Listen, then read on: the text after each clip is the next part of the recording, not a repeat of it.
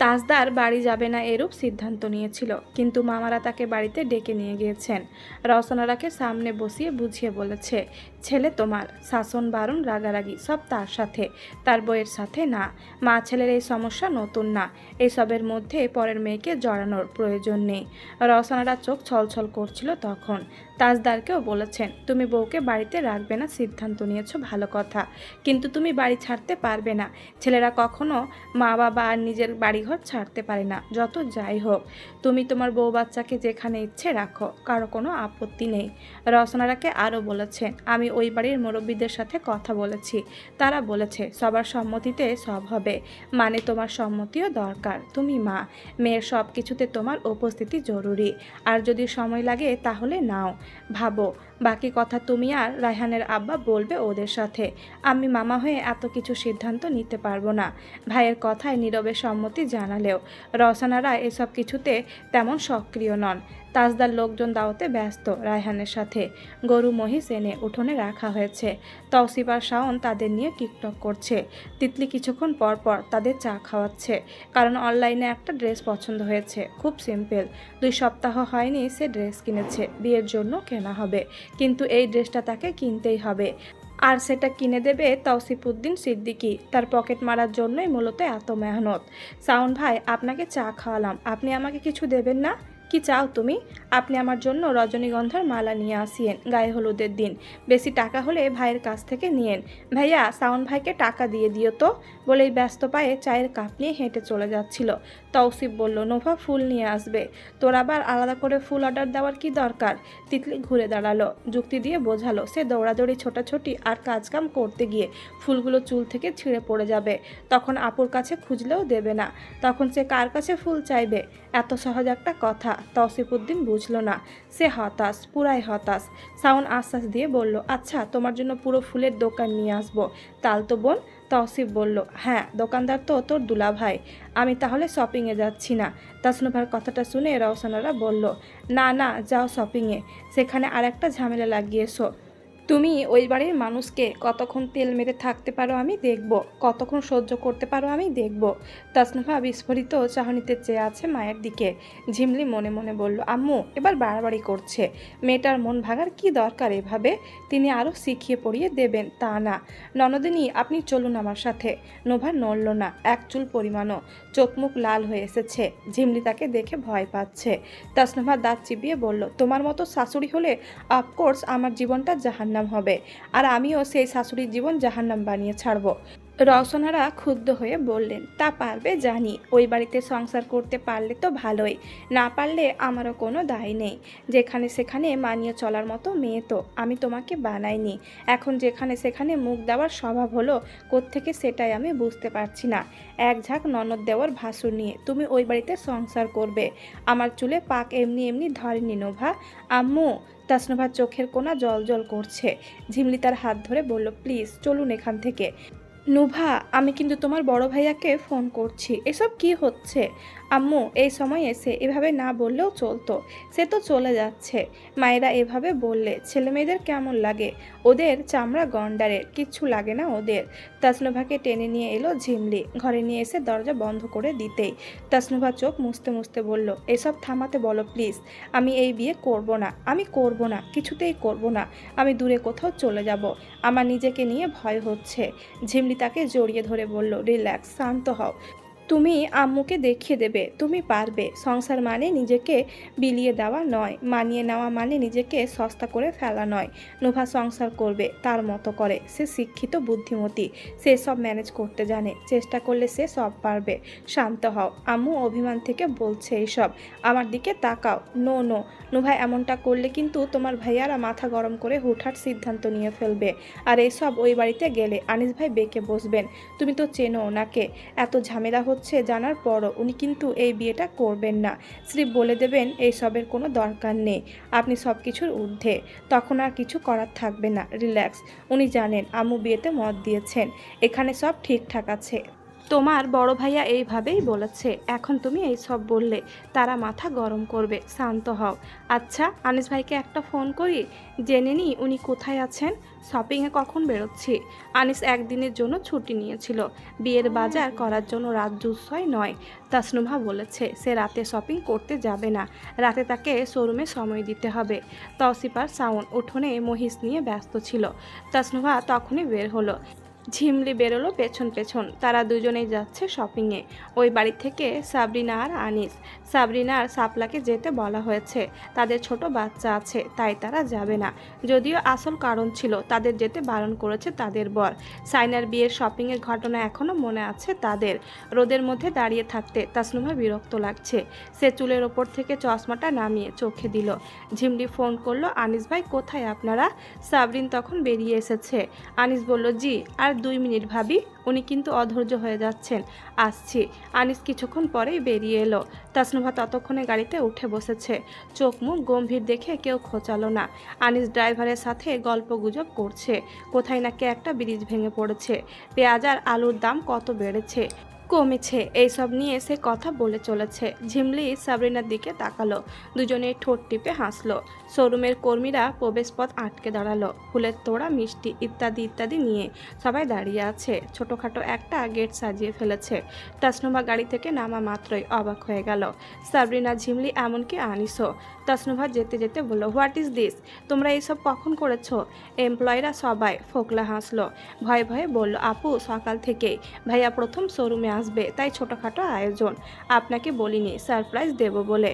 তাসনুভা সব দেখার পর বলল, ইন্টারেস্টিং, বুদ্ধিটা ভালোই। সে পেছনে ফিরে তাকালো। আনিসকে বলল, আপনি বাইরে দাঁড়িয়ে থাকুন, আমরা ভেতরে যাই। ঝিমলি ভেতরে গেল। সাবরিনাকে আনিস যেতে দেয়নি। তারা ফুল ছিটিয়ে দুজনের মাথা ভরিয়ে দিয়েছে। আনিস মানিব্যাগ বের করছিল, ঠিক তখনই পেছন থেকে তাসনুভা বলল, টাকা দেবেন না, কাচ্চি অর্ডার করে দিন, সবাই মিলে খাবো, গেট বিয়ের দিন, সবাই যাও। আনিস বলল, কাচ্চিও না হয় খাওয়াবো, দরকার নেই, বিয়ের দিন কেউ ছাড় দেবে না। ঝিমলি বলল, আমার ননদিনী কিন্তু বরের টাকা সেভ করতে ওস্তাদ। তাসনুভা বলল, আসুন। শোরুমটা সবাই কথা মুখে মুখে শুনেছে, কেউ আসেনি। ঝিমলি এসেছে অবশ্যই, সাইনাও এসেছিল তাজদারের সাথে, কিন্তু আনিস, সাবরিনা কেউ এর আগে আসেনি। আনিস অবশ্য এই পথে অফিস থেকে ফেরে, তাই বাড়ি থেকে দেখেছে, আজ প্রথম ভেতরে পা রাখা। সে বলেছে অন্য কোনো শপিং মল থেকে শপিংটা করতে, বিষয়টা খুব ইতিবাচক দৃষ্টিকোণ থেকে বলেছে, কিন্তু সেটা তাসনুভা নেতিবাচক দৃষ্টিতে দেখেছে। সে নিজেই একটা ব্র্যান্ড, আবার কিসের ব্র্যান্ড? আনিস তখন বলেছিল, আমি বলেছি যাতে বেস্ট শাড়িটা তুমি পাও, তাই আমার দোকানে বেস্ট শাড়ি নেই বলছেন। আনিসার মেসেজ দেয়নি, এখানে এসে এখন সে বুঝতে পারছে এর বাইরে বেস্ট শাড়ি আর হয় না। বেশ ভালো লাগছে তার। কর্মীরা চা নাস্তা সাজিয়ে ফেলেছে। এত নাস্তার বহর দেখে আনিস বলল, এত কিছু দরকার ছিল না, আমরা খেয়ে দিয়ে এসেছি, ওদের বলে দেওয়া উচিত ছিল। শেষ কথাটা তাসনুভার উদ্দেশ্যে বলল। তাসনুভা আঙুল দিয়ে শাড়ি দেখিয়ে দিতে দিতে বলল, ওরা আমার জন্য নিয়ে আসেনি এইসব, যার জন্য এনেছে তার খাওয়া দরকার। ঝিমলি আর সাবরিনা নিজেদের জন্য শাড়ি দেখছে, তাদের খুব ভালো লাগছে এখানে। কর্মীরা সবাই হাসি ঠাট্টা করছে। যাদের ইঙ্গিত ইশারা করে হাসি ঠাট্টা করছে তারা নিজেদের মধ্যে কথা বলায় ব্যস্ত। ঝিমলি একসময় কেসে উঠল, আমাদের আসার দরকার ছিল না। আনিস ঘাড় ফিরিয়ে তাকালো, তারপর তাসনুভার দিকে তাকালো। তাসনুভা তৎক্ষণাৎ পাশ থেকে সরে গেল, আর আশেপাশে এলো না। সাবরিনা বলল, ভাইয়া আপনি দেখেন ওইখানে সব বিয়ের শাড়ি। আনিস তেমন দেখলো না, সে জানে নুভা নিজেই শাড়ি পছন্দ করবে। সে এক কোনায় গিয়ে ছেলে কর্মীদের সাথে রাজনৈতিক আলাপে মগ্ন হয়ে গেল। তাসনুভা ফুলছে তা দেখে সাবরিনাকে বলল, আপনার দেওরকে চলে যেতে বলুন, তার এখানে আসার কি দরকার ছিল। সাবরিনা হাসতে হাসতে আনিসকে ডাকতে চলে গেল, ভাইয়া শাড়ি দেখতে আসেন। হ্যাঁ যাচ্ছি। সে সাবরিনার পিছু পিছু যেতে যেতে বলল, আমি শাড়ি চিনব কিভাবে, পছন্দ না করলে বসে থাকবেন। ঝিমলি তখন তাসনুভার মাথার উপর একটা শাড়ির আঁচল তুলে দিয়েছে। সাবরিনার পেছনে আনিস এসে থামল। আয়নায় তাদের সবাইকে দেখা যাচ্ছে। ঝিমলি আনিসের উদ্দেশ্যে বলল, আনিস ভাই এটা কেমন, আমার ননদিনীকে কেমন লাগছে বলুন। আনিস বলল, লাল শাড়ি? হ্যাঁ লাল শাড়ি সুন্দর, খারাপ না, কিন্তু ও মনে হয় লাল পরবে না। আচ্ছা আপনাদের জন্যও দেখুন। তাসনুভা মাথার ওপর থেকে আঁচল ফেলে হনহনিয়ে চলে গেল ওয়াশরুমের দিকে। বাড়তি কথা বলে সব সময়। সুন্দর লাগছে এটুকু বললেই কি হতো? বিয়ের শাড়ি ৩-৪টা পছন্দ হয়েছে। বিয়ের দিন যে কোনো একটা পরবে। একটা বেবি পিঙ্ক, একটা অফ হোয়াইট, একটা লাল টুকটুকে সিল্কের। বিয়ের শাড়ি কোনটা হবে সেটা বিয়ের দিন তার মুডই বলে দেবে। তাই বিয়ের শাড়ি ছাড়া বাকি সব প্যাকেজিং হয়ে গেল। ওয়ালিমার লেহেঙ্গা, গায়ে হলুদের অনুষ্ঠানে পরার গাউন, বাকিদের কাপড় চোপড়ও। কাচ্চি এনে সবাই একসাথে বসে খেয়েছে। বেশ আনন্দদায়ক মুহূর্ত কাটলো শোরুমে। রাত নেমে এসেছে ততক্ষণে। ঝিমলি তাসনুভাকে বলল, আপনি তো এখন ফিরবেন না, তাহলে আমি আর ভাবি চলে যাই। আপনি আনিস ভাইয়ের সাথে ফিরবেন। তাসনুভা সায় দিল। হিসেব নিকেশ করতে করতে প্রায় রাত 11:30 বাজিয়েছে সে। আনিস ততক্ষণে চেয়ারে হেলান দিয়ে ঝিমাচ্ছে। 5-6 জন কর্মী ছিল তখন। তারা বলছে, ভাইয়া আমরা আপনার শোয়ার ব্যবস্থা করে দিতে পারি। আনিস মাথা নাড়ল। তারা বলল, তাহলে চেয়ারে বসে ঘুমান, কোনো সমস্যা নেই। আপনাকে টায়ার্ড লাগছে। আনিস সত্যি সত্যি চেয়ারে বসে চোখ বুজে বসে আছে। তাসনুভা এসে তাকে এই অবস্থায় দেখে বুকে হাত ভাঁজ করে তাকিয়ে রইল।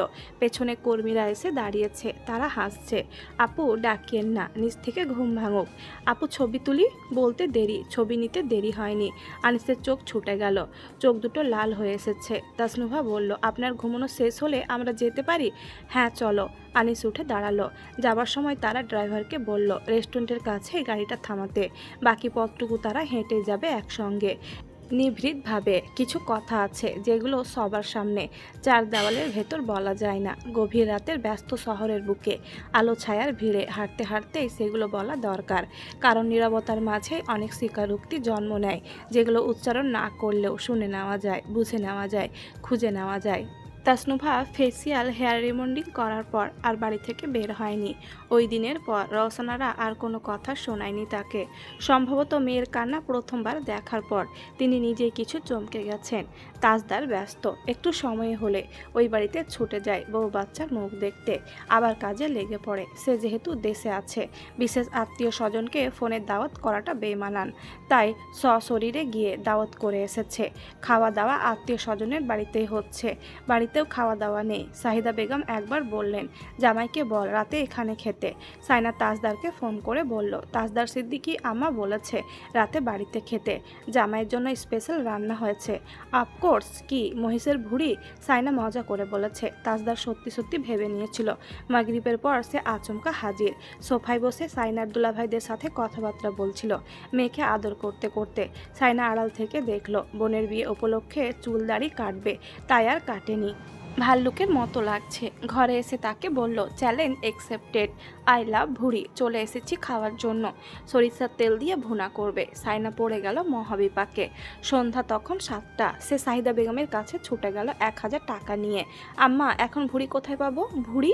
হ্যাঁ আর বলো না, আমি একটা কেলেঙ্কারি ঘটিয়ে ফেলেছি। সে সবটা খুলে বলল। সবাই হাসাহাসি করছে। সে রেগে বলল, হেসো না তো। আব্বাকে তাড়াতাড়ি বলো একটা নিয়ে আসতে। এই টাকাটা নাও, তাড়াতাড়ি নিয়ে আসতে বলো। অল্প করে রেঁধে ভুনা করে দেব, বাকিগুলো পরে রেঁধো। তাড়াতাড়ি করো। শর্মিলা বলল, এটা তো অসম্ভব। পরিষ্কার করো, সেদ্ধ করো, রান্না করো, তারপর সময় নিয়ে লো হিটে ভুনা করো। তুই একটা কাজ কর, আমার ফ্রিজে ভুড়ি রাখা আছে মহিষের, তোর ভাইয়া নিয়ে এসেছিল, তার মা খায় বলে, ওটা নিয়ে আসতে বল তোর দুলাভাইকে। সবুজ রঙের পলিথিনে রেখেছি ওকে। রাতের ভাত খেতে খেতে এমনিতে রাত 12টা হয়ে যায়। বাবু তার বাবার কোলেই আছে। বাবাকে পেলে তার আর কাউকে লাগে না। জামিল ভাই ভুড়ি নিয়ে আসার পর সাইনা কোমর বেঁধে নেমে পড়ল ভুড়ি ভুনা করার জন্য। খাবার টেবিলে এক বাটি ভুড়ি ভুনা রাখার পর সে স্বস্তির নিঃশ্বাস ফেলল। আল্লাহ, সে আর কোনোদিন এই ব্যাটার সাথে মস্করা করবে না। তাকে কত বড় বিপদে ফেলে দিল। সে বলার পর নিশ্চয়ই লোভ লেগেছিল, নইলে তো এভাবে হাজির হতো না। যাক, খাবার টেবিলে তাজদারকে খেতে দেখে তার মনে হলো পরিশ্রম সার্থক। বিয়ের উপলক্ষে তাজদারের ফুপু খালারা সবাই এসেছে। মহিলারা একজোট হলে কথার আর শেষ নেই। নুভা তাদের সালাম দিয়ে কথাবার্তা বলে চলে এসেছে ঘরে, আর বের হয়নি। সে অপেক্ষায় আছে তার খুব প্রিয় মানুষের, তার খুব কাছের মানুষের। অপেক্ষার প্রহর গুনছে সে। তাজের বউ বাচ্চাকে দেখতে ফুপুরা ওই বাড়িতে গিয়েছে। সাইনাকে অনেক জ্ঞান দিল মুরব্বী হিসেবে। সব কথা ফেলে দেওয়ার মতো না, আবার সব কথা গ্রহণ করার মতো না। সাইনা যথাসাধ্য আপ্যায়ন করলো, যদিও বারবার মনে পড়ছিল তাজদার সিদ্দিকীকে আর একটা বিয়ে করার কুবুদ্ধি দেওয়ার কথাগুলো। সবার কাছে এগুলো নেহাতি মুখের কথা, বললেই বলে তাজ তো আর বিয়ে করতে যাচ্ছে না, কিন্তু একটা মেয়ের কাছে এই কথাগুলোর সংবেদনশীলতা কতখানি তা মেয়ে হয়েও অনেক নারী যে বুঝতে পারে না, এই ভেবে সাইনার বিস্ময় কাটে না। গায়ে হলুদের আগের দিন বাড়ির সামনে গাড়ি থামলো। সবার আগে তাসনুভা ছুটে এলো। কালো বোরখা পরা ফর্সা মতো একটা মেয়ে গাড়ি থেকে নামতে না নামতেই সে ঝাঁপিয়ে পড়ল বড় বোনের ওপর। যদিও মায়ের পেটের বোন নয়, তবুও বোন, ছোট থেকে তাদের একসাথে বড় হওয়া। পরে সেই বড় বোনের জায়গা যদিও ঝিমলি নিয়েছে, কিন্তু এটার সাথে ছোট থেকে বেড়ে ওঠা। তাসনিমও তাকে জড়িয়ে ধরে রাখলো শক্ত করে। কাতারে থাকে সে স্বামীর সাথে, বিয়ে উপলক্ষে চলে এসেছে। তাসনুভা তার খুব কাছের। তৌসিফ তাসফিনের বড় বোন। দুলাভাই আর ভাগ্নে ভাগ্নিদের পেয়ে আনন্দের শেষ নেই। তিতলি তো সবাইকে নিয়ে গেছে গরু আর মহিষ দেখাতে। আরে তুমি কাঁদছো নাকি? দেখি দেখি। তাসনুভার চোখের কোনা মুছে দিল সে। হয়েছে হয়েছে, বাকিরা কোথায়? তিতলি কই? তৌসিফ তাসফিন। তাসফিন এসে বোনকে জড়িয়ে ধরলো। তৌসিফও এলো, তিতলিকেও টেনে হিঁচড়ে নিয়ে এলো। তাসনিম তাদের সবাইকে দেখে বলল, বান্দামি আর গেল না তোমার। তিতলি বলল, বড় চকলেট বক্সটা ভাইয়া লুকিয়ে ফেলেছে, আমি খেলবো না। তাসনুভা দুলা ভাইয়ের সাথে কথা বলতে বলতে ভেতরে চলে গেল। ভাগ্নিকে কোলে তুলে বুকের সাথে জড়িয়ে। তার হয়ে কথা বলার মানুষ এসে গেছে। ঝিমলি তাকে দেখে বলল, বাবা, খুশিতে কান্নাকাটিও হয়ে গেছে। মোটেও না, জানি জানি। আসসালামু আলাইকুম ভাই সাহেব। ফাইনালি আজিমপুরে পা পড়ল সবার। তাসনিমের স্বামী হাসলো।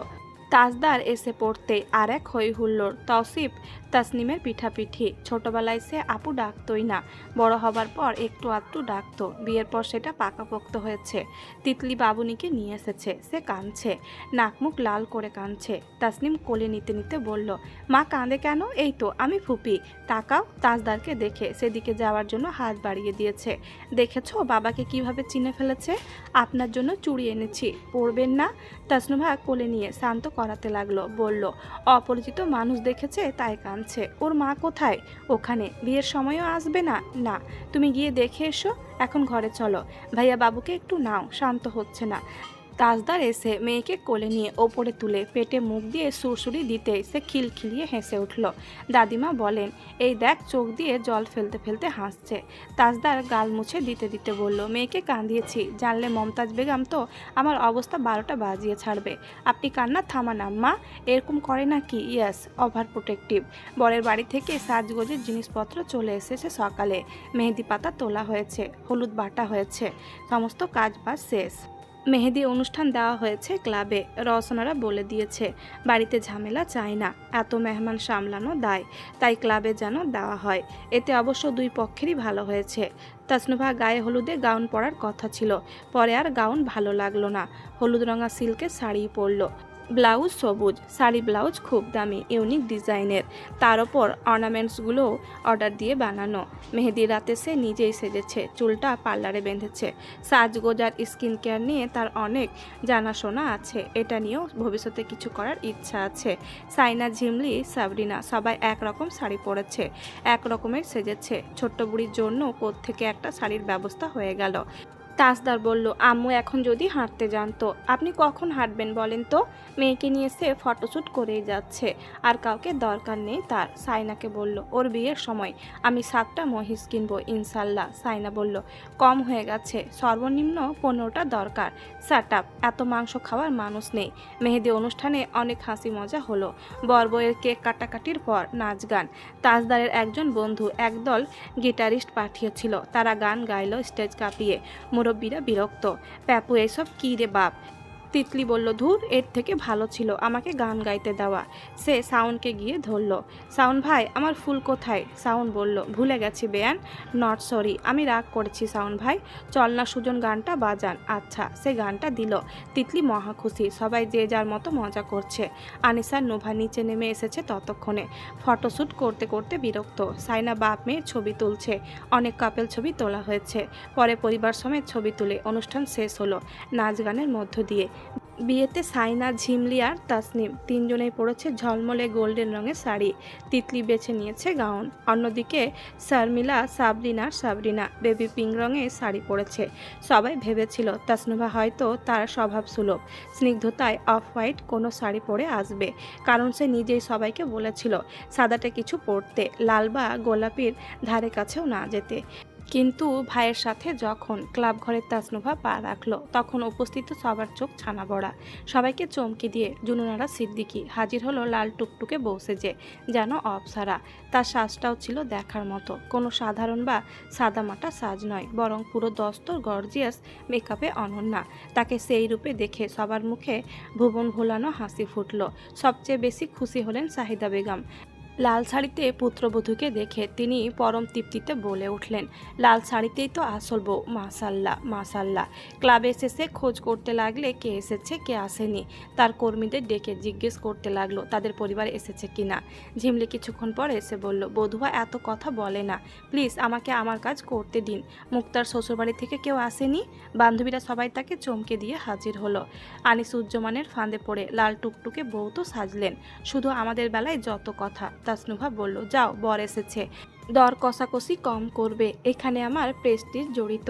বেশ দর কষাকষি করলে আনিস জুমানের বন্ধুরা বলবে কনেপক্ষ অভুক্ত আছে অনেক দিন। সবাই হাসছে তার কথা শুনে। জুথি বলল, বরের টাকা বাঁচাতে চাও সেটা বলো।